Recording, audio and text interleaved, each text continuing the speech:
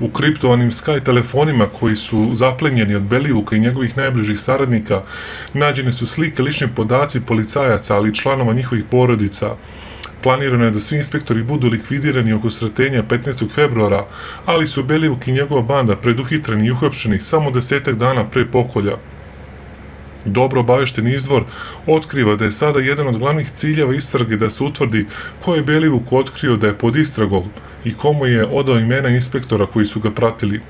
Prilikom hapšenja Belivukove bande 4. februara od njih su zaplenjena 44 mobilna telefona sa Sky aplikacijom, nakon što su naše bezbednosne službe dobile sofisticiranu opremu za uključavanje tih kriptovanih telefona.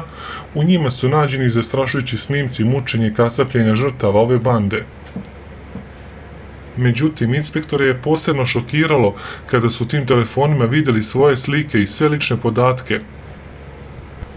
Da sve bude još strašnije, inspektori su otkrili da su Belivukovi mafijaši pratili njihove supruge, pa čak i decu koju su snimali ispred škola.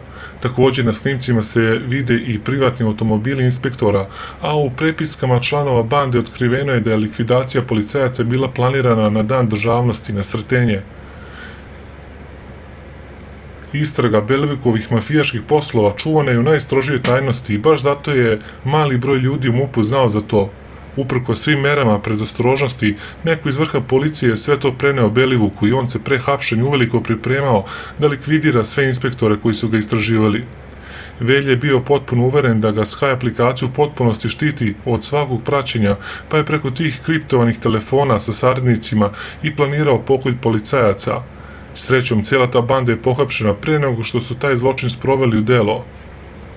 Podsjetimo, nekoliko policijskih funkcionera je saslušano ili uhapšeno zbog sumnje da su blisko sarađivali sa Belivukom.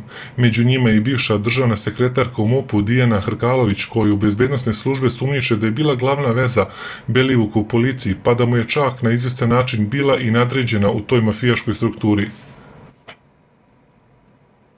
Nekoliko dana nakon Dijaninog drugog saslušanja 9. marta uhapšen je bivši zamjenik načelnika Goran Papić. On se tereti da je u aprilu prošle godine urgirao da se Marku Miljkoviću, mesaru, najbližem saradniku Veljka Belivuka, vrati blindirani Audi A8 koji je policija prethodno zaplenila.